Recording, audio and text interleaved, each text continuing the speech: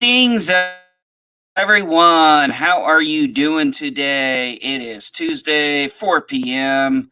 Eastern Time, and I am Nobody Geek, and this is Let's Talk Nobody Geek. Let's Talk. And I want to talk about today, honestly, my favorite episode of any Star Trek genre we have, and it is DS9's In the Pale Moonlight. Now, I'm expecting the ambassador to come on. He had a few technical difficulties, but I expect him to come back anytime soon. So we'll wait and see. But, this episode only recently became my favorite about a few months back when I started binge watching the Star Trek series. After the hold on a second. Looks like he's back in. Yes, I'm here. Sorry about that. Once again. All right. Everything good? Yes. At least for the moment. Got a beep. Can you hear me? Boy, I'm Jazz, can you? This thing. Can you hear me, Ambassador? Yeah, I can hear you. Can you hear me? Jazz, can you hear me?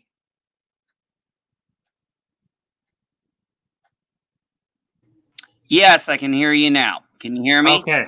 Yes, I can hear you. Hey, Purple Valkyrie. Yeah.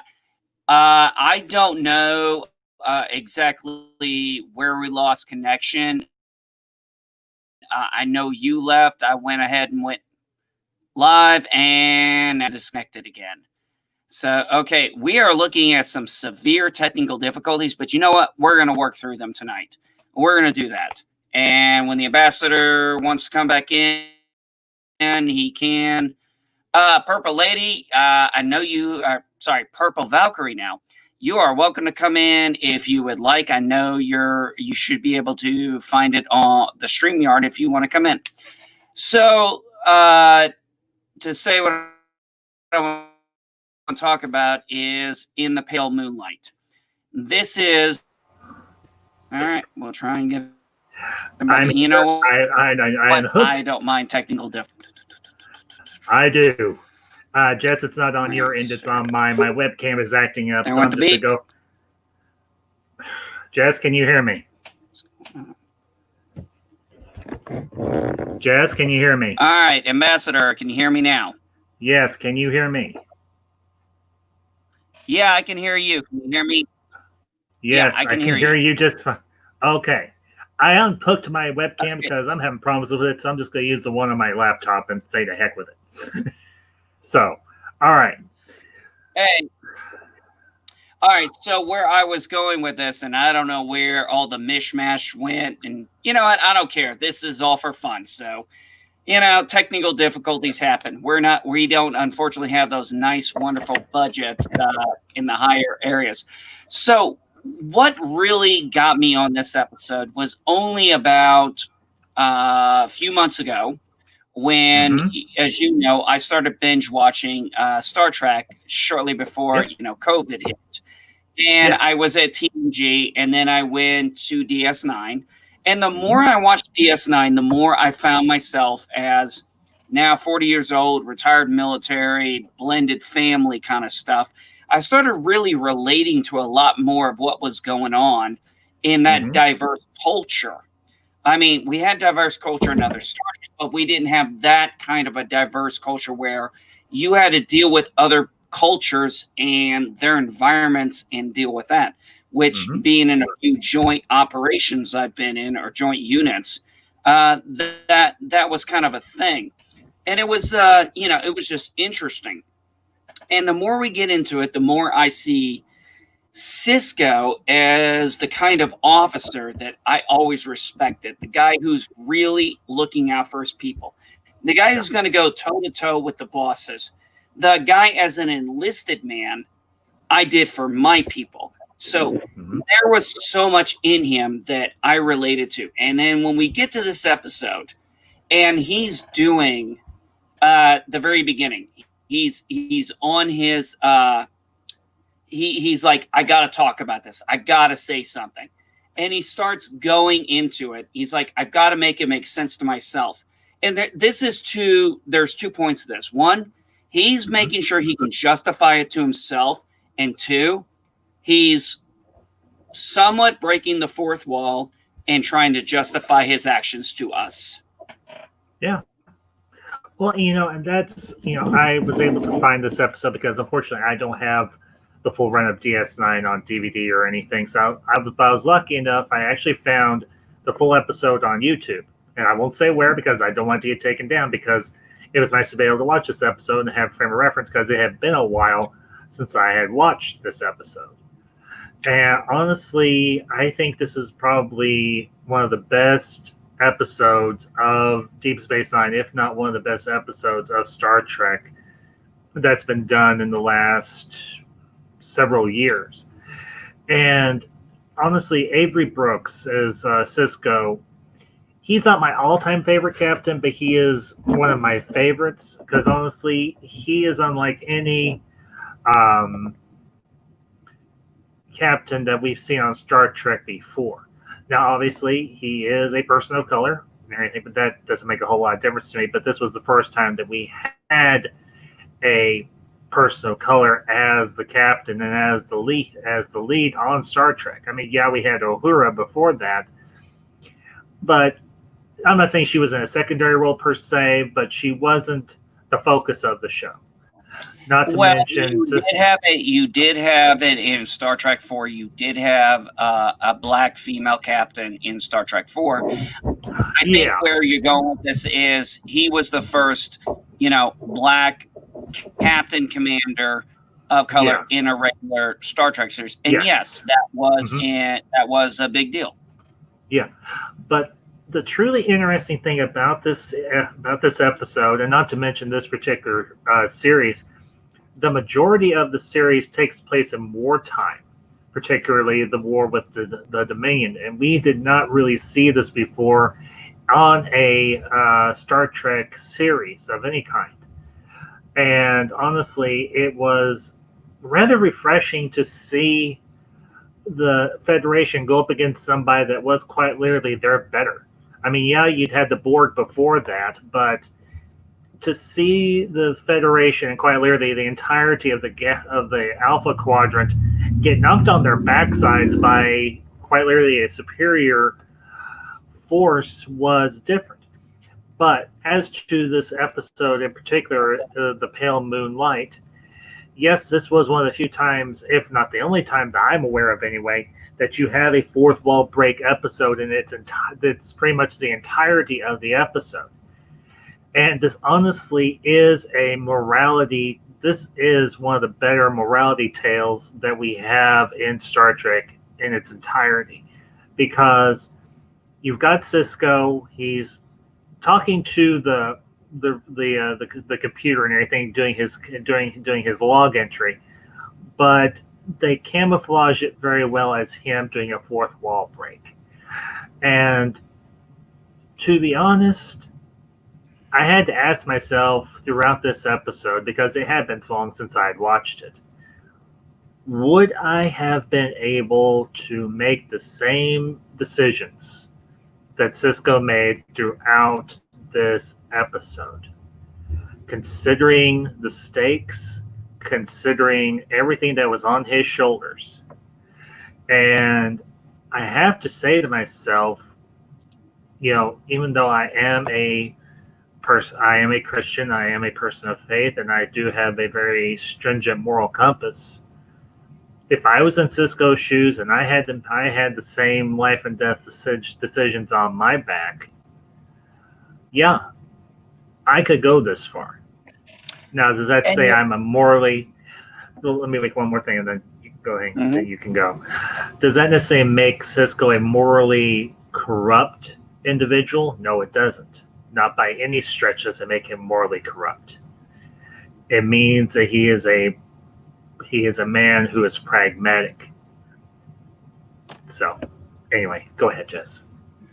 Yeah, Ambassador, and that is where the fundamentals of this episode really go. It is, we obviously we hold tight to our beliefs and our moralities, and we believe in what is right. But whether it's religious, government, personal, you find out, how far are you willing to be and I mean, the point of this episode is, he says, he's posting casualty lists, and people are seeing people they've saw, and this has got to be weighing heavy on his PTSD from what happened on the Lexington with his wife being killed by the Borg. And so all this really plays a factor in what's going on. And then as they're talking, this is casual conversation going on. They need an ally. They're talking about the rum, and he's like, I'm going to bring them in. Okay, let's talk about the dangers of where we're going here. You're talking about one interfering in another government, even though they're a current enemy. You're talking about performing sabotage, espionage, everything you can think of to bring them into the war. And it's going to cost, as Dax, and, when I watched it earlier today, because I was rewatching it to make sure, where Dax is playing the Romulan senator and saying, I'm going to be plunging millions of loyal Romulan citizens into a war. And, but he does make also, he has a good point. When he's talking to Vreenak, it's like, instead of having these powers with these different agendas, you're going to face one power, and it's right. And Vreenak is, and he goes, you make a good point. But as they're going through it, this is obviously, and that's why when he goes to Garak, and Garak, the original idea of the plan is, hey, let's recruit some people, see if we can't find out information. Find out, of course, within 1 day of talking to Garak, they're all dead. Mm-hmm. And Garak, being the professional he is, he goes, you have to admire efficiency. And then, Sisko's about to walk out the door, and then I'm going to let you pick up after this, Ambassador, is where he's like, oh, Captain, I don't think you're not giving up so easy, are you? He goes, if you want proof that you want evidence that they're going to attack, why don't I suggest we make it?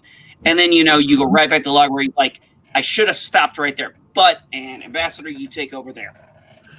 Well, yeah, and honestly, this is, I think, one of Garak's best episodes, to be honest with you, because the truth is, this is Garak in his element. Not to mention, even though it's only one scene, this is Quark in his element as well. And honestly, for me, seeing Sisko have to deal with the less savory, but also at the same time empathetic characters on DS9, like Garak, like Quark, you realize just how far humanity has come, but at the same time, you realize just how, even though we have achieved so much technologically and socially, we still sometimes have to do things that are morally ambiguous, or by quite literally morally, what we would consider morally reprehensible. Because Sisko realizes he's going to have to deal with less than savory people to get this done. So, honestly, I think, for me anyway, this particular episode, because I was sitting back today and I was really mulling this over, and after I watched it yesterday, I had, again, it goes to the whole fact that Sisko, as you said, was having to post casualty reports every single Friday, and he says it himself, I hate Fridays anymore. And honestly, I can understand where Sisko is coming from, because this man, well, Vreenak says it himself. So this is the man who started the war with the Dominion. And he's like, I thought you'd be taller. And, I'll say this for the guy who played Senator Vreenak, the Romulan senator. he had a smugness and a arrogance about him, but I almost could understand why he did. For the simple fact that he's looking at this from the Romulan perspective. As of right now, the Dominion and the Romulan Empire had a non-aggression agreement. And Vreenak is like, what? Why should I do anything for you when I'm paraphrasing here a little bit, when I quite literally see a dead man walking? I mean, he even makes the comment that he's like, it's nice to visit Deep Space Nine before it's not here anymore. And, you've got to appreciate the callousness, in a manner of speaking, especially during wartime, when quite literally millions, if not billions, of people are dying every day, and the Romulans are sitting back and watching it all from the sidelines. And they quite literally don't care, but Sisko is in a position where he has got to get the support of the Romulan Empire because he realizes that they are a military force that's even more advanced in a lot of ways than the Klingons. I mean, yeah, the Klingons, they're like your berserkers. They can kick ass. But with the Romulans, even though the majority of the Obsidian Order have been wiped out and everything, several episodes. No, the Obsidian Order is Cardassian. You're thinking Romulan. It's Tal Shiar. Romulus is the Tal Shiar. Yeah, the Tal Shiar had been more or less wiped out and everything several episodes before this. Sorry, I got my special orders crossed. Thank you. But even so, even with the Tal Shiar gone, the Romulans were still a force to be reckoned with because their fleet is quite literally massive. I mean, I don't know how large the fleet was at the time of the Dominion War, but you have to figure they've been having a military buildup for decades. So they probably got several 100,000, if not literally several million D-Deradeks at their disposal. Not to mention ground troops. You've got the Remans, which you find out about in Nemesis. So Sisko's putting a lot on the line to get the Romulans on board because they realize how much of a asset they can be. So, Mountains of Elysium. Do you think Garrick was telling the truth about the operatives? He always planned to assassinate the senator. It may have been part of his plan to manipulate. Wow, no. I actually just watched the episode not more than 2 hours ago, and no, it never crossed my mind that he lied about the operatives. But I would not put it past him. Ambassador, your thoughts on that one? Because I got to be honest, I never gave that a thought. Well, actually, this is not me trying to play show off by any stretch, far from it. But the thing you got to remember about Garrick, this is a man who always has contingencies on top of contingencies. He probably knew about Vreenak going to Sakara. So that was probably in the back of his mind, and he was probably like, okay, I'm going from plan A to plan B, because plan A was him tapping all his assets on Cardassia Prime. But then, unfortunately, that fell through when all of his contacts got murdered. So more than likely, this was in the back of his mind, and he's like, okay, this didn't work, so we're going to go to the next set of plans. And obviously the next set of plans was getting Vreenak involved. And again, if you remember towards the end of the episode, after the plan goes through, and yeah, don't get too ahead of yourself. Garrick, I still want to talk about the whole incident with Quark. Sure, yeah, we can go ahead and do that now. That's fine. Okay, so one of the things I really love about this is, Garrick says, hey, the guy who can make this work, he's in a Klingon prison scheduled for execution. And of course, Sisko has pull with the new chancellor and gets the guy released to conditions of his parole. And then once this guy finds out Garrick's there, he's like, he's all excited. And then Garrick's here. Oh, well, that changes things. I'll be in my quarters. And then he goes to Quark's bar, gets shit-faced drunk, and then stabs Quark because Quark did something, chivalrous, for God's sakes. I mean, who knew? Who would have figured? And, it's talking to me, he's talking with Odo, and he's like, I understand the idea of classified and everything. Odo's not going to ask questions. But he's like, if Quark presses charges, I'm going to have to file this. And then he walks over to Quark, and he's like, are you planning on pressing charges? He's like, you bet him. He's like, what would it take, to, change your mind? And, Quark looks at him and kind of smiles. And he's like, are you offering me a bribe? And then he's like, well, what would it take? And he goes, okay. And here's what I love about what Quark did here. Quark knew how far he could take it. He did not go any further than he thought he could get away with this. So he's like, the cost of my clothes, the compensation of 5 bars, the cargo, and then, you can see the distress on Sisko's face, and he's like, anything else? And Quark, in infinite business wisdom, knows when to stop. Knows when he's like, there's no reason for me to go any further now. And he goes, nope, I think we can call that a bribe. A bribe. I want to thank you for reminding me of the 98th rule of acquisition. Every man has his price. And it's like, if it had been any other culture other than getting a Ferengi stamped, they probably wouldn't have done it, or they would have tried to go too far. But Quark, as a Ferengi, saw an opportunity, and he took it. Yeah. But he knew not to push too far. Very true. Yeah, and Purple Backray, she brings up a very good point. I had heard that Robinson had written a book about his time as Garrick and everything on Deep Space Nine.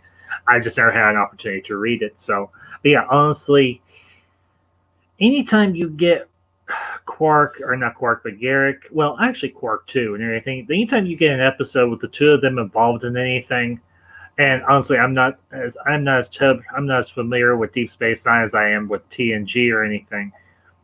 But anytime you get an episode with the two of them, and they are played so well by Andrew Robinson and Armin Shimmerman, who is an actor that I have a lot of appreciation for, even though I hated him in Buffy the Vampire Slayer as Principal Snyder. But at the same time, the first thing I remember him from? What? It was the movie, and I can't think of the title, but it was Jean-Claude Van Damme when he was in a prison, and he played the doctor, and they were harvesting people for blood and stuff in the prisons. Yeah. I don't remember the name of the movie, but it had him in it, and and I remember that he's running through the whole area, and then he stops and he's in his life, and this guy has a scalpel. He goes, "You're just in time for surgery, Doc." And it's like you never see what happens, but you're like, "Oh, he's dead." And yeah, I can't remember the name. It's a Jean-Claude Van Damme movie where I'll have to look it up. He's an undercover cop who goes into a prison, but I can't think of the name off the top of my head. But yeah, it was. But Armitage, he played Quark beautifully. I loved it, and that moment, it was like, when I thought about it, it was he could have probably squeezed Sisko for more, but he's like, nope. He's a professional businessman. He knows how far to take a bribe. Yes. Well, that's the great thing about all the Ferengi is they know, a lot of people say that they didn't care for the Ferengi, they didn't do anything in the show, but honestly, particularly with Quark and Nog and Quark's brother and everything for a while, honestly, they were one of my favorite parts of Deep Space Nine. Yeah, and Kronos Rings, I had actually forgotten that Robinson was in the first Hellraiser. And Kronos, I will say this to you, bud. If you like shows about the supernatural and you like good characters, Buffy the Vampire Slayer the series is actually, well, it's one of my all-time favorites and everything, and I highly recommend it. So, oh, it is a fantastic series. I mean, think about, you had awesome, strong female characters, strong supporting male characters. It spun off Angel. It launched David Boreanaz's career. It launched, quite a few. And, Josh Whedon took a failed movie, which, let's be honest, the movie did not perform well, and was able to pitch it to a TV series and, got it on the WB back then. And then it got transferred to, I forgot what station went to. CW. No. The WB became the CW, but the show actually left the WB to another channel. It wasn't the CW, unless I'm pretty sure it was actually. It might be. I have to double check it. But I mean, it still did good, and it was a great show. And we got introduced to one of my favorite actresses, who I still can't pronounce her name to save my life. Allison Hannigan? The one who played Faith. Oh, Elijah Dushku.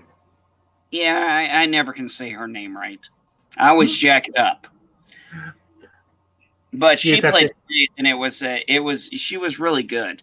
And, the whole series, and then even going into Angel was really good. And then Dollhouse was really good. I know we're getting off topic. We'll get back to in the Pale Moonlight in a minute. But, we had a lot of strong female characters without having to make it like it was a big deal back then. Because we didn't care. We just wanted good shows. Yeah, obviously. So, But, when you get into the Pale Moonlight, getting back on topic here, you're looking at a point now that you have this data rod that, Garrett got a hold of. And, then he gets into this whole thing, and they're talking about biomimetic gel. And this is not the first time this has ever been brought up. Biomimetic gel is strictly controlled by the Federation. And, he says 200 liters. And, at that moment, he's like, nope, we're done. We're hold. And then he's like, okay, let's compromise. And then Garrick's like, I think the price is open to negotiate, which of course you would think it would be, because this guy's going to take what he's going to get. And then you get to Bashir saying, sir, 85 liters. I need to know why, this. And, he looks at him and he says, you seem to misunderstand. This isn't a request. This is an order. And then, of course, he said, then Bashir says, yes, sir, but I'm going to note this in my log, and I'm going to file an official protest with Starfleet Medical. So now that's all on the record. And now he had to order his doctor to do something that was fundamentally against his principles. That's some difficult crap right there. Oh, yeah. Your thoughts, Ambassador? Well, honestly,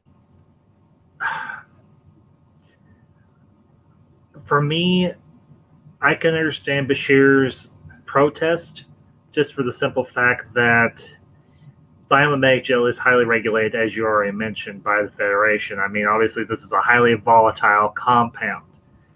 And for the simple fact that the guy is flexible on how much of a quantity he can get his hands on for the data rod, says to you that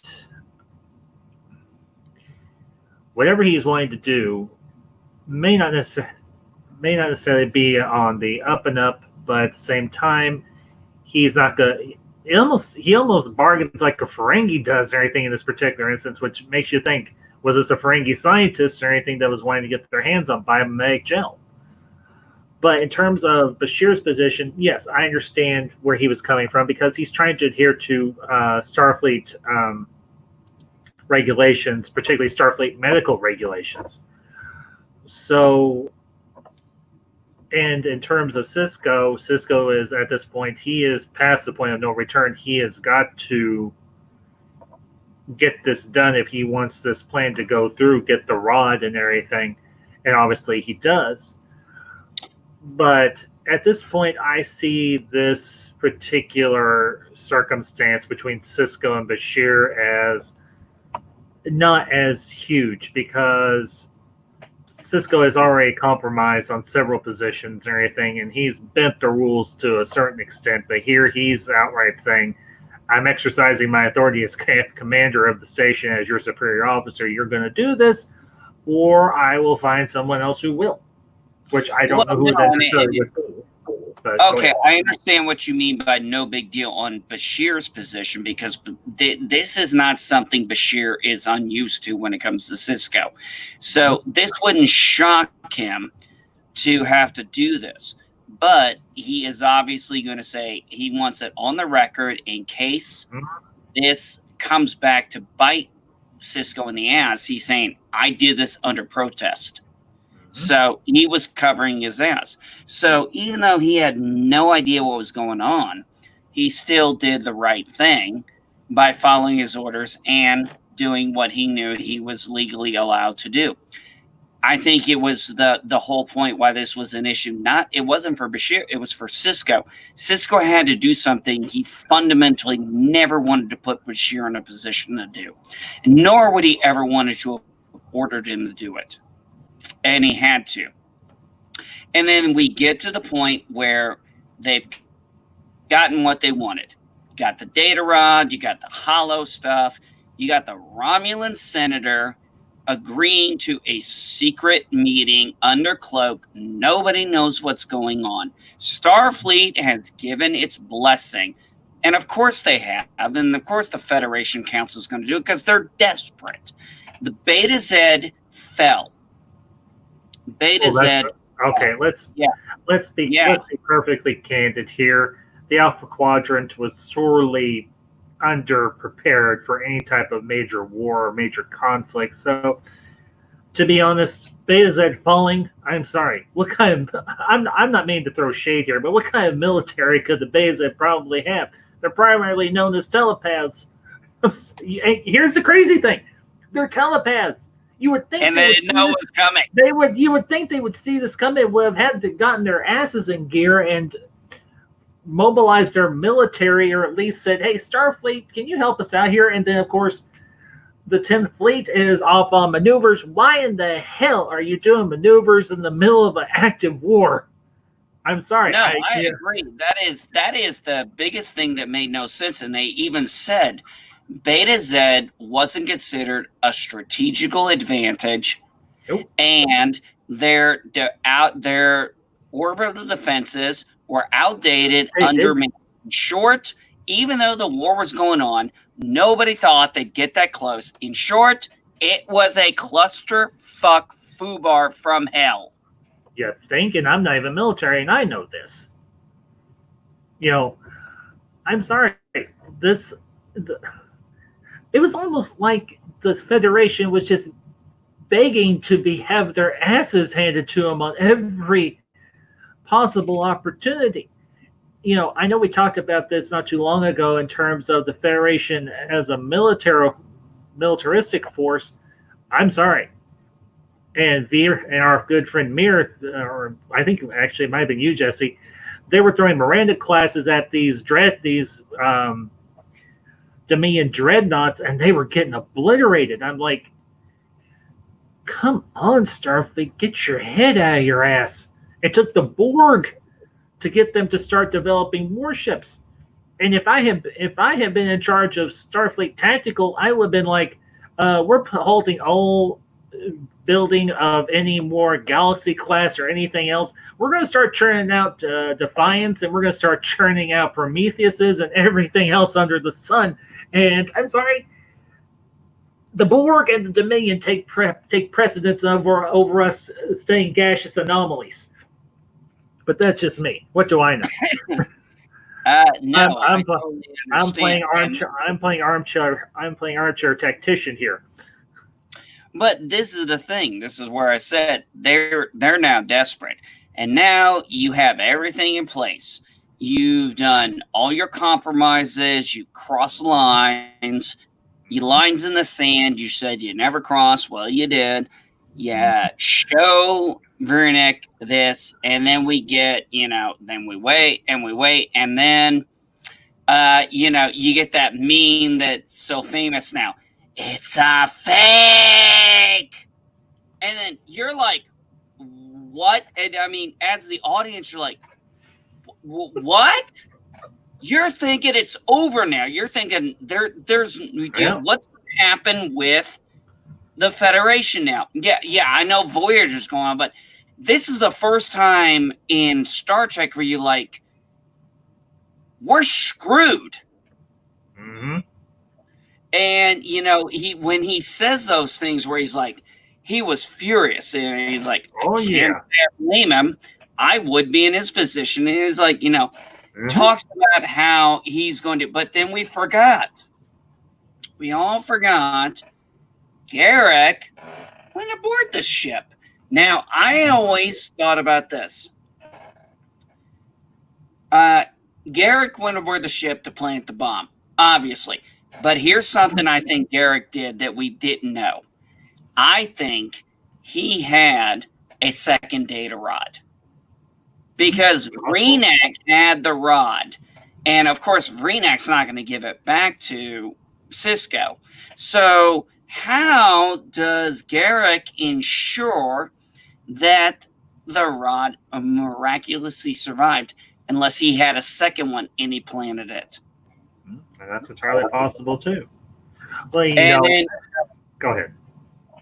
Oh, and then, when he's like, after it's a fake and everything, and he's like, it's 2 days later. And, of course, Sisko can't tell anybody, not even Dax, about this because this is classified of anybody. And then they find out, a Romulan center was blown up on a diplomatic mission, and it might be the Dominion.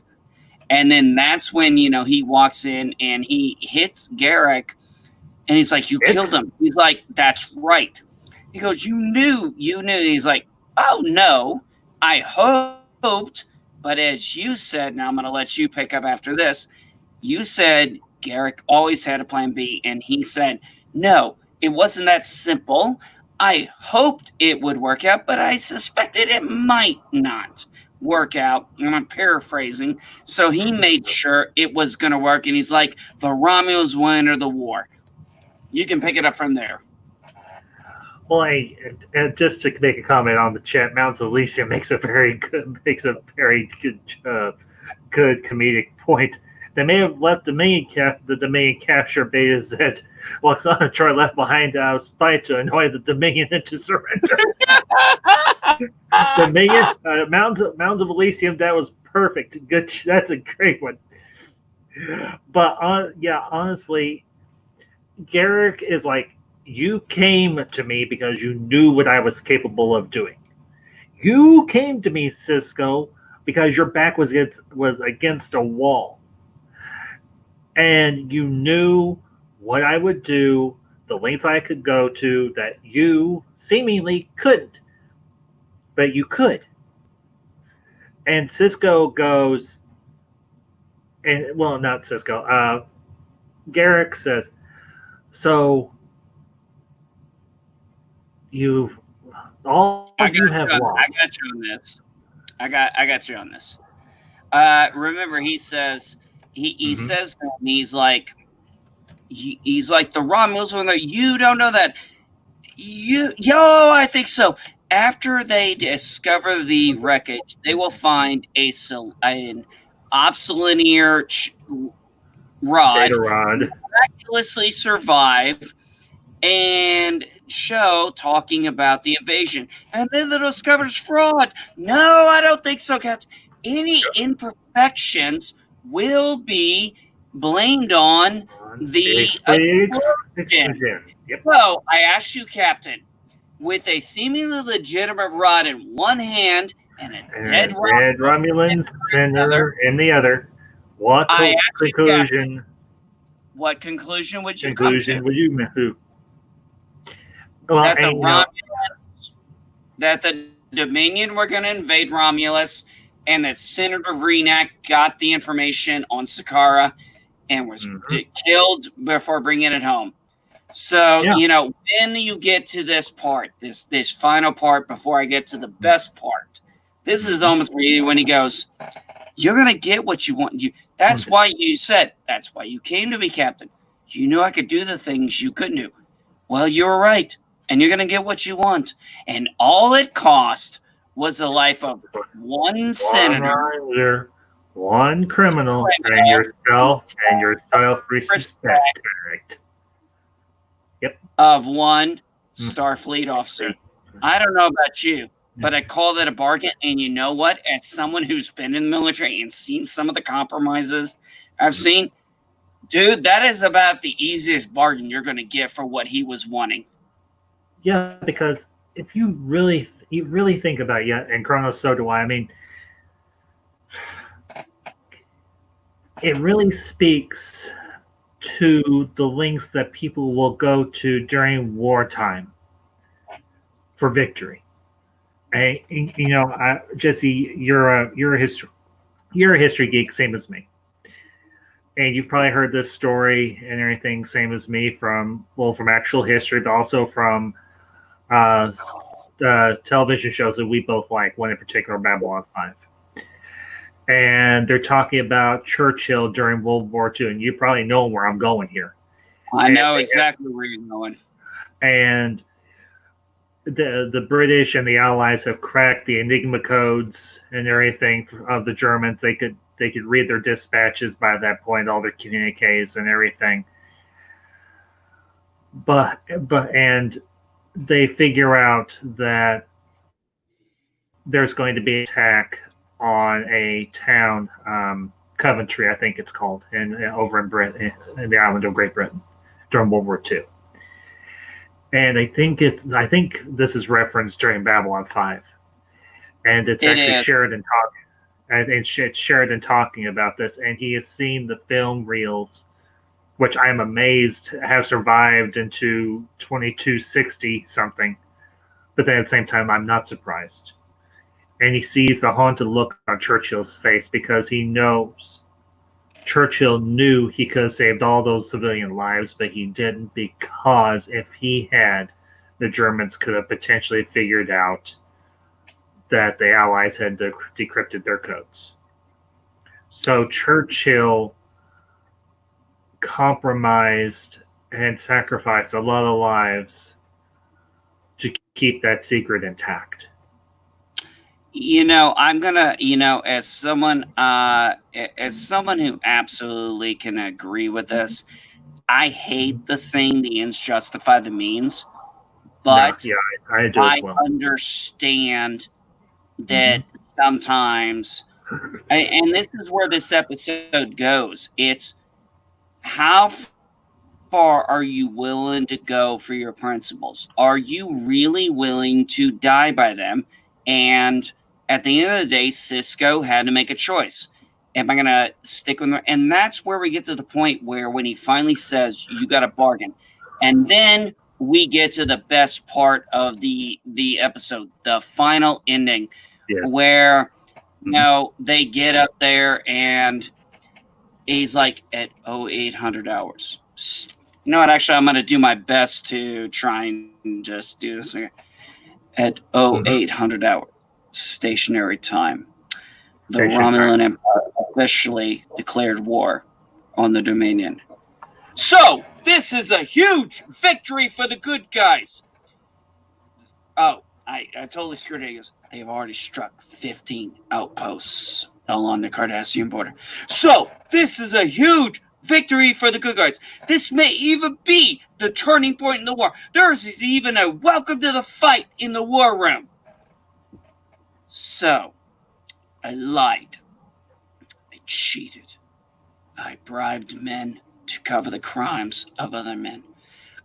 I am an accessory to murder. But the most damning thing of all is I think I can live with it. And if I had to do it all over again, I would. Garrick was right.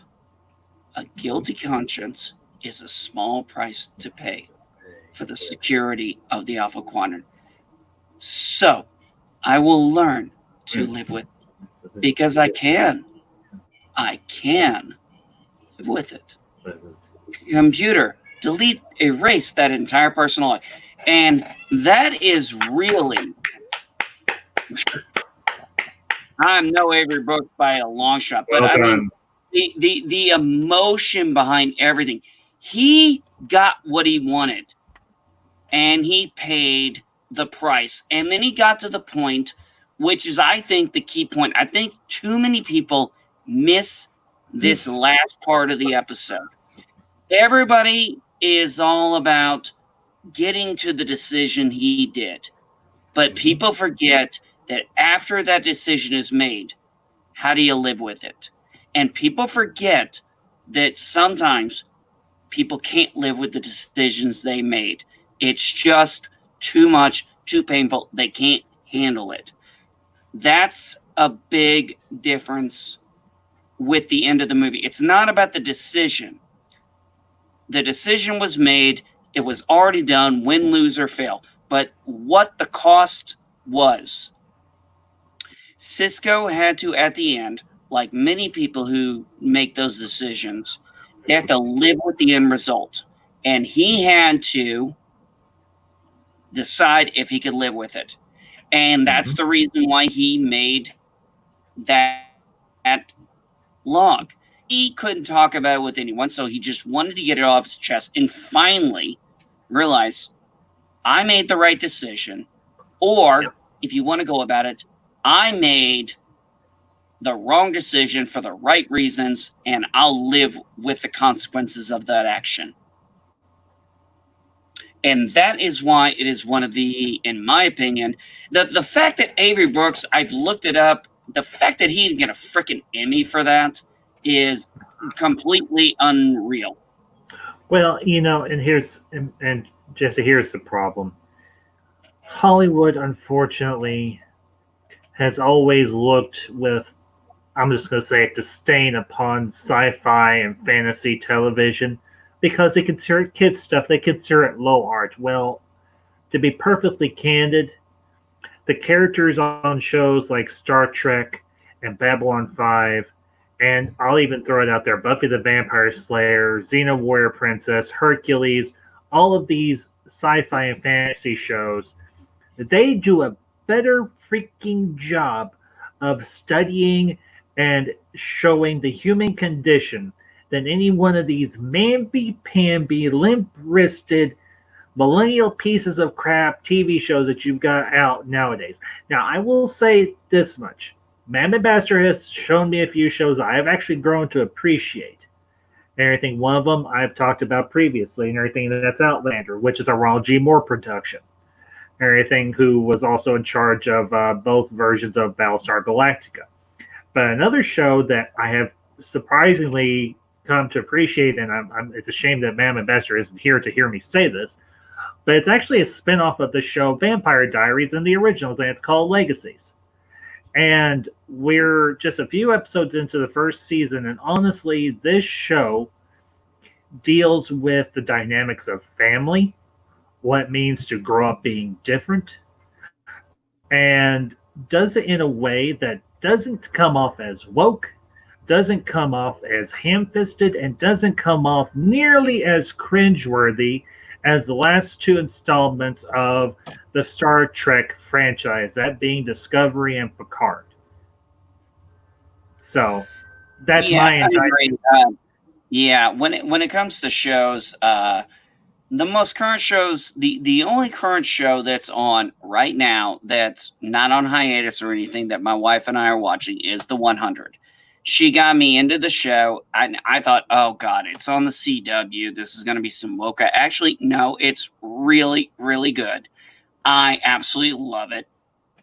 And all I'm hoping is that this last season doesn't suck. And so far, halfway in, it's going pretty good, and we're enjoying it. When it comes to stuff on Netflix, man, the only things that my wife and I are really watching is, and I don't know if it's on Netflix, Hulu, or whatever, but it's a British show. It's called Call the Midwives. And my wife likes my wife and I, we like historical stuff. We also like historical fiction.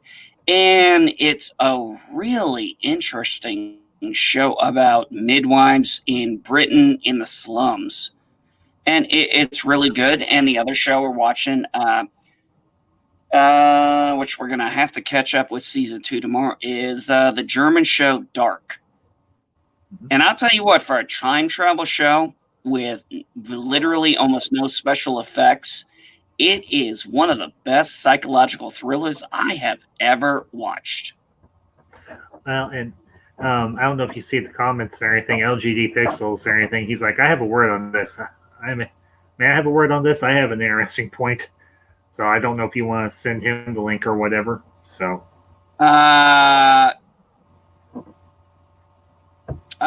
Can you send it to him? If I try and go back on my stuff, my computer might lock up. Give me a minute. Give me a minute. I might be able to forward the link to him. Hold on. Yeah, I'm just saying, if I try to do it on this POS computer right now, I'll lock up. Yeah, give me this. Mountains of Elysium. I've thought about Alter Carbon. But I just haven't gotten there yet. I'm hitting up a few other things. I'm going to finish up TOS and stuff, and then I'll give it a shot.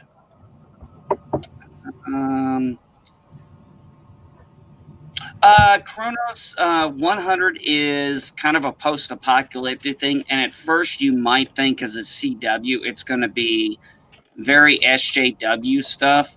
But it's really not. It's good, at least I think so.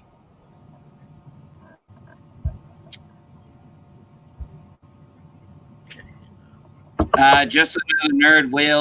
We'll have to agree to disagree on that one, and that's fine. Okay, you're more than fine on that one. Okay, LGD, I just sent you the link if you want to come in. I honestly have never seen 100. I have not seen Ultra Carbon. Some former associates of mine and everything, they talked about it quite a bit, but we don't have Netflix because honestly, right now, we've got Disney Plus and we've got HBO Max. Honestly, that's enough for us. I'll be right. Not MB Geek. I'm MB Geek. Sorry, this is MB Geek to Ambassador Raker 19. I'll be right back. I gotta go, Geloja. Okay, I have no idea what that means, but okay. I think I can figure it out. People here will. Okay, hold on a second. Here he is. LDG gonna come in. Hey, LDG, how you doing, bud? Hey, LDG, just give me 1 second. I gotta go, Geloja. LDG, come in. Can you hear us? Can you hear me? Can you hear anything? Hello, can you hear me? Yeah, I can hear you now, just barely. You might want to turn up your sound a little bit. Turn up my sound. 1 moment. Turn up my sound. Okay, that's good. But this is good? Yeah, you're coming through fine. Oh, okay, good. Oh, yeah, all right, guys. I might blow your mind wide open on this. I'll wait for NB Geek to come back. Okay. This episode cracks me up when I hear people talk about it. Okay. So, how's everything in your little corner of the universe? I had my stream blow up on me today because I was trying to demo a audio software while I was streaming. Completely screwed up my entire audio, so I had to shut down the stream and literally reboot, uninstall, reinstall everything. But now it's working. It was my fault because I upgraded my audio program to a more pro version, and the uninstallation and installation kind of screwed things up. And couldn't do what I needed to do. So I was like, sorry, guys, I got to cut the stream because when you're dealing with audio like this, you can't be streaming while you're in the middle of changing devices and permissions and things being used already, and so luckily I got it squared away. I'll be restreaming tomorrow and explaining Excellent. it all. Yeah, outstanding. So, LDG, how's my favorite man crush? Okay. Okay. You. What's going on? He knows what I'm talking about. Yeah. You. Yeah, I think a few people do, but yeah. How's it going? So I just wanted to say, I heard you talking about this episode. I came in a little late. Sorry, a little bit busy today. Things going on. But I love this episode, and I think it's one of the most misunderstood episodes. Maybe I'm wrong. Maybe I'm right. It's all about the writing, right? But I think I have a serious point made here. Okay. Garrick is one slick mother effer. Mm-hmm. Garrick's got everybody, including the audience, completely confounded. This guy is known for every word that comes out of his mouth is an absolute lie. He is known as always misdirection, always saying one thing and meaning another, always having his left hand shown and his right hand with the phaser. Right? His whole character is misdirection and lies, and not only that, but taking something that you see one way and completely hitting you with the left curveball about it. For example, when he was talking about the boy who cried wolf, and Bashir thought he was teaching him a lesson, but in fact he taught him a lesson by saying, "Oh, you know, if you always lie all the time, people don't know when you're telling the truth." And he was like, "No, it just means don't say the same lie twice."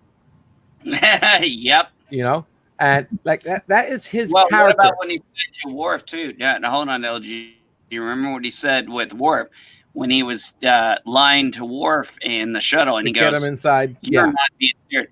He goes, "Because lying is like any form of skill. If one wants to maintain a certain level of excellence, one must practice." Exactly. So I want you to keep that in your mind just for a moment, because I'm going to come out of left field with this episode, guys. And I get it. Okay. I get the whole means ends justifies the means, and every single aspect of this episode points in, it seems to point in one direction, but I just want you to focus just for a moment. Give me a small moment to open your mind for a second. Okay. I like my mind closed. Go ahead. And I'm going to start by saying, guys, the ends justify the means is a great lesson when what you're trying to do is the outcome. If I am to kill a man to save a family, the ends justify the means. Okay, are you following me so far? Only when the means is what is breaking your morals, that the ends justify it. Not when what you do absolutely blows up in your face and you fail and somebody else does your job for you. I see where you're going with this. That does not mean the ends justify the means, because you failed. There was no means, there was no ends. You failed, you gave up, you completely lost hope. You thought you were screwed and completely about to be court-martialed and all that fun stuff. Garrick, this whole time, knew from the moment he stepped in that turbo lift what was going to happen. Garrick's not stupid. He knew whether or not that thing, the crystal, failed or not, that senator was going to die. It was his plan all along. It was his ends. It was his means to justify his ends. And in the end, I think Sisko knew it. Sisko was just trying to damage control. I got lucky. Things happened, and now I have to accept it. But in no aspect did he actually do anything except for play into Garrick's pit, to play into Garrick's role. Even when he said, I was hoping for it to pass. As I know some people come to me with that argument. I'm like, listen, if you're a liar, cheat, and a stealer, and you're trying to trick somebody, of course you would say that. He is lying. Even if it would have passed, that only means when they found the crystal after he killed him, it would have been that much more, not worrying about them figuring out as a fake. But no, he had to fall back on any damage done to the crystal would cause the inconsistencies of the forgery. Actually, LDG, before you came on, I said something I was talking to the ambassador about, and you actually kind of confirm where I was going with what I was saying. I think that Garrick had 2 rods. And once the one rod was a fake, and he had 2 rods made, he didn't tell Cisco. And of course, the criminal's not going to tell Cisco. So it has it made. And then while Garrick is placing the bomb, he also places that rod in some other location. Because remember, he says miraculous survive. Garrick knows that's going to survive. There's no way in hell Vreenak gave that false data rod back to Cisco. He left with it. So that means he had a second data rod. And he ensured that the way he placed the explosive and the way it was cased, it miraculously survived. And then he manipulates things because that's what the Obsidian Order does. And, he says, of course, the more they protest, the more they're going to believe because that's what they would do. And that's why I said, I'm not saying you're wrong. Actually, I am totally on board with you because before you came on, that's what I was talking about. I think after I watched it today, before I started this, I was like, shit, I think he had a second rod, and he was lying to Cisco about how hard it would have been or near impossible. Now, he had 2 rods. They were both done. Once it was found that it was a fake, boom, he just went to his next plan.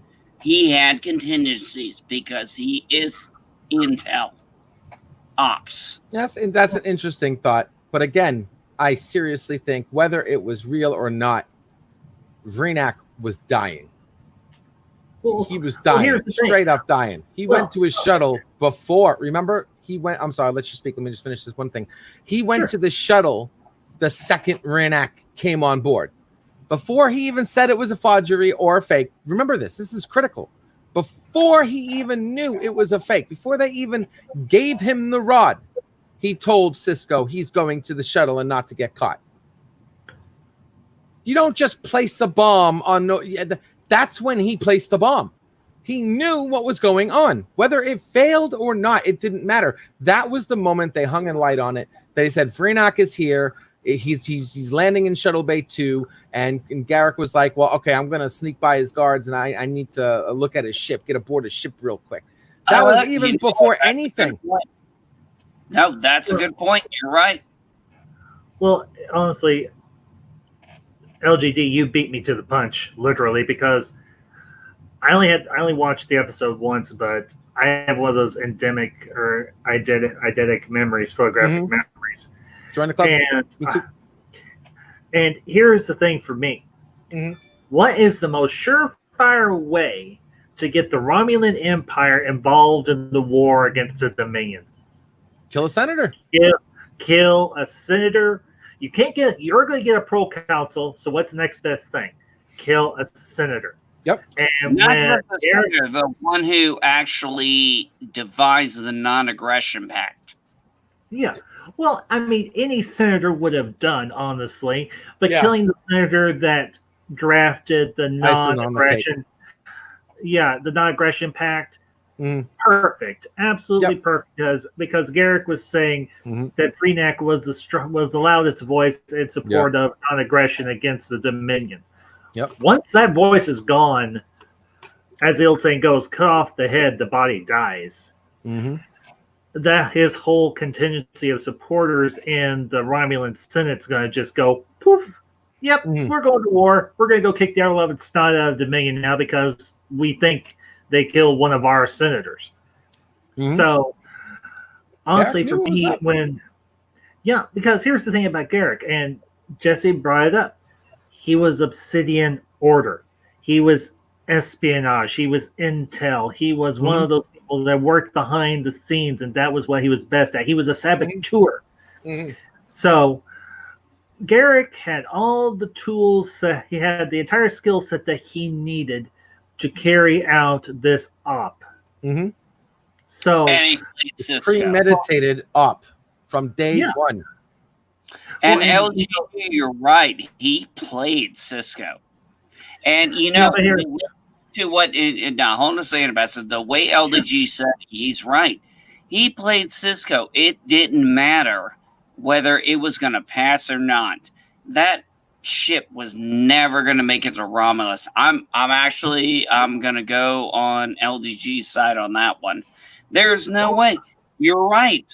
You're absolutely right. I mean, it said it wasn't that easy, but, once I, thought about it this time, when I said, Garrick says the rod miraculously survived, thinking, but I was like, how the hell would he know the rod was right unless he made sure a rod was planted somewhere that when the bomb exploded, it would be guaranteed not to blow up.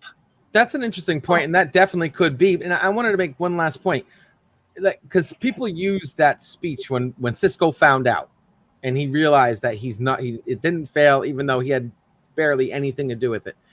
And he goes and punches Garrick in the face, and he gets all pissed off and stuff. And Garrick gives that, people use that against me, and they're like, well, he said, it might have soon. No. Listen, we know Garrick. We know when Garrick talks a certain way, he is absolutely 100% bullshitting you. And during that entire time after he got punched, he was talking in that same effing manner. He was bullshitting Cisco even when Cisco was down his throat punching him in the face. That entire conversation was to pacify Cisco. Well, yeah, but and LGD, I wholeheartedly agree with you. I mean, you have to look at this almost from the mind of a wetworks or an espionage expert. Now, I'm not saying I'm either. I'm not.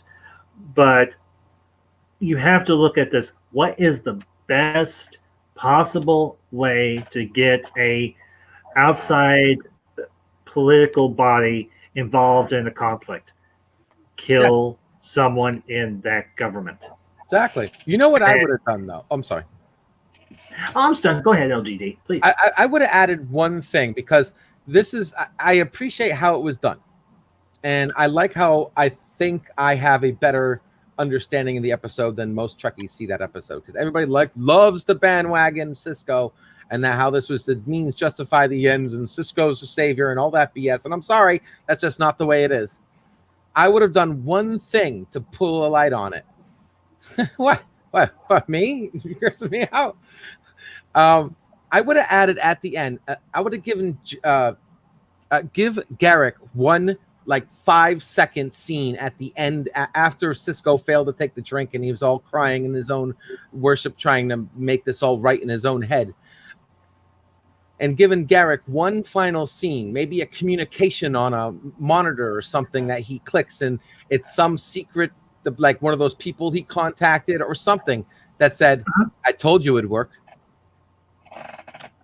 Something that would have just turned the table. No, I'm gonna disagree with that. Well, how? Because it would have proven that he knew all along that was the plan from the second he was in that turbo lift. But LGD they both wanted the same outcome, the end to the Dominion. Yeah. They just had different views on how to get to it. And there is no way Garrick would be stupid enough to burn his bridges with Cisco. No, he didn't. Be out of your mind to do that. No, not burn any bridges. No. I'm just, I actually, I don't know where you were going with that. Well, that's why I was just saying. I was thinking about the guy who gave him the rod, because he was the only one left alive. Because remember when he said he first made a few phone calls and everybody died? The only person that knew anything about the plan was his secret contact on Cardassia that gave him the rod. And it could have been just a 2-second communique that would have said, it worked, or I knew it worked, or something, just to say it was Garrick's idea all along. It wasn't Cisco. Just to hang along, and then a quick little 5-second light on it, just to have that spin at the end, to have that twist at the end of the episode. If I could just interject there. I don't know if that would work, because it wouldn't fit the rest of the DS9 story arc. Yeah. I mean, to say that you would have had to add more story into it. So no, I would have to disagree with that one, to say that. That's because right. that would have added an additional secret force that we never saw, and it would have caused more problems. So no, I'm going to disagree with you on that, respectfully. And again, it could have been something. My example might not have been great, but I would have done just something instead of leaving it on Cisco, because I think that's what really painted it. Cisco had the last word, and then everybody just pretty much was on the bandwagon that this was all about Cisco, and it really. Well, technically, it was all about Cisco, because this was Cisco trying to figure out a way to justify himself. Because the thing you got to remember about this episode, LGD, the episode is called "In the Pale Moonlight." What is the rest of that phrase? Dancing with the devil in the pale moonlight. This is Cisco's story. This is a Cisco-centric episode. It's focused around him. It's not focused around Garrick. Garrick is just a cog in the greater scheme. Now, is he an important cog? Is he an important cog? Of course he is. No, you're right. Well, don't forget also, Cisco said, the road to hell is paved. He said, my father said, the road to hell is paved with good intentions. Very true. And that's where it really starts going downhill. And, that's where, when you get the end of everything, right or wrong, we could argue. Of course it was wrong to bring if we're gonna Monday morning quarterback and play sovereign everything. Of course it was wrong to bring the Romulans into the war. But of course it would make sense, because if they don't have the Federation, the Klingons, the Cardassians, the Tholians, the Gorn, and it's just the Dominion, that is called surrounded. And only because, well, literally, Romulans are both xenophobic and arrogant. I mean, actually, you know what? Before we call it a night, guys, I gotta go on. You know what? I had this thought. Could the Borg assimilate a changeling? Probably not. Probably not. Yeah, that's exactly what I thought. So, wouldn't it be possible that the Borg are not as big a threat? That's why the Dominion were a bigger threat than the Borg? Nah, well, because the changelings weren't the frontal force. But I did have a cool thought one day that said, if the changelings ever could morph into a species 8472, it would be game over for the Borg. Well, here's the other thing. Well, if I can just interject for a second, the thing you got to realize about the Borg and the Dominion is those are two completely different power structures. One is top down, one is the collective. And the truth is, in terms of Star Trek villains, these are two completely different dichotomies in terms of what type of villain you're dealing with. One is a top-down, tyrannical, dictatorial, oppressive regime in terms of the Dominion. I mean, it's in the name, the Dominion. What do? They hold dominion over others. They hold power over others. And they use military might and propaganda to do so. The Borg, they are a collective that acts like a swarm of locusts that consumes everything in their path. Technology, organics, the whole shooting match. So, and this might even be an interesting discussion for a stream sometime. What would a conflict between the Dominion and the Borg look like? Because I think it would be a lot more interesting than any of us might consider. I don't think we could get that right, but I would definitely have to talk about it. All right. Anyways, folks, it's we are at an hour and 13 minutes, and that is definitely long enough. I want to thank everyone for coming in. This was late. We normally do this on Mondays, but we had some great news with my wife. Madam Yeet got her VA rating only 2 weeks after retirement from the military. She got a 100% disability. And, so we had to cut, we had to celebrate. Sorry. Yes. Hey, family's a little more important to me. But yeah, it was really a good thing. But it's definitely good to finally have that last piece of information off the table. Yeah, good stuff. But the biggest thing about this episode was, for me, was, when they say, the ends justify the means, to me is, similar to the needs of the many outweigh the needs of the few. You can justify everything under the sun. Those are just two very popular ways of saying it. Yes. But it comes down to, you can say it. It's only after you do it, can you live with it? That's where the question really gets the big question mark. And that's why this episode is so powerful for someone like me. When it comes down to it is, are you willing to cross that line for whatever reason? Whatever they think is the greater good, we can Monday morning quarterback whether they're right or wrong later. But was that the right reason at the right time for that person? And were they willing to go that far? And then, when they do,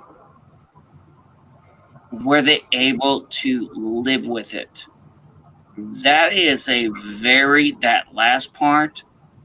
There's a lot of people who make decisions, and I've seen it in the military. There's a lot of people make decisions, and they don't always are able to recover from those decisions. And it's a difficult thing. So, not to end it on a sour note, just a reality thing. Well, this will be my last comment.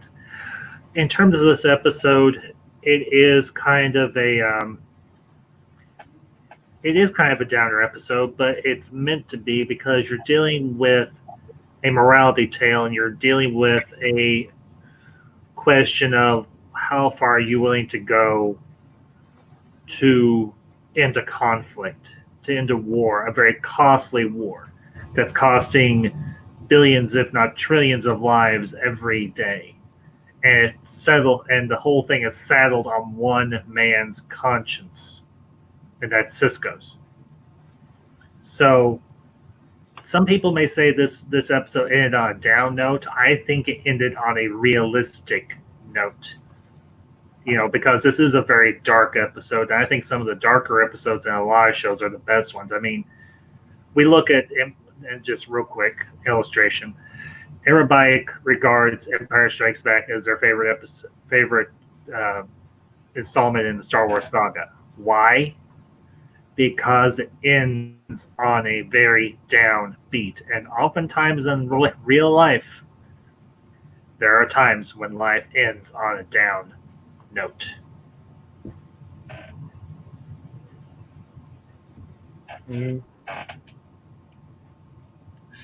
LG, any final thoughts before we call it a night? Oh, it was a great episode. Very great episode. Like the twists and turns. I mean, the absolutely great episode. I mean, I just wish every episode was that freaking good. It was really a great episode. I wholeheartedly agree with you. Yeah, I wholeheartedly agree with you on that one. I wish, but you're never gonna have everything that good. We're never gonna get it that good. We're gonna get. Well, I guess it depends on who's doing what. But you know what? That's the end of it for tonight. This Saturday, we are going to do Women of Star Trek, My Wife, Madam Geek, Heiress of Chaos, The Rise of the Valkyries, Purple Valkyrie, and Samantha Joe are all going to join. And I'm only going to be introducing, and they're going to talk Women of Star Trek, because I said if we're going to talk about Women of Star Trek, I want some really strong geek nerd women, and I think I got a pretty kick butt cast for that one. I'm just gonna sit back, get some popcorn, and relax, and I hope everybody will be there. And the only other thing I'm thinking about doing is maybe doing a Quark's bar, because this is a 10-4 thing. A Quark's bar is going to be maybe some people want to get together and talk about our opinion on that Star Trek Lower Decks trailer that we all saw. I haven't seen it yet. Yeah.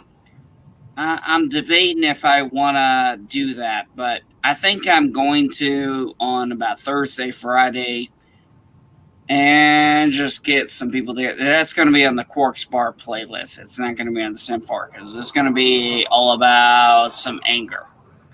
But I may not do it. I haven't decided.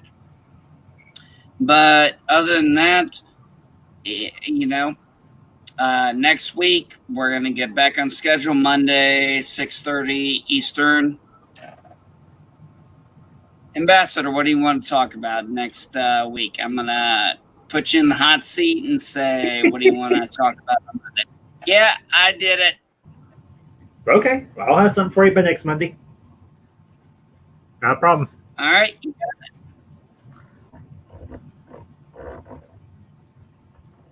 All right. That's it. Unless anybody's got anything else, I'm going to close it out. Nope. Thank you, NB. Take care, everybody. Peace and long life, everybody. Take care. Thank you, everybody in the chat. It was all nice. I'm glad you all were here.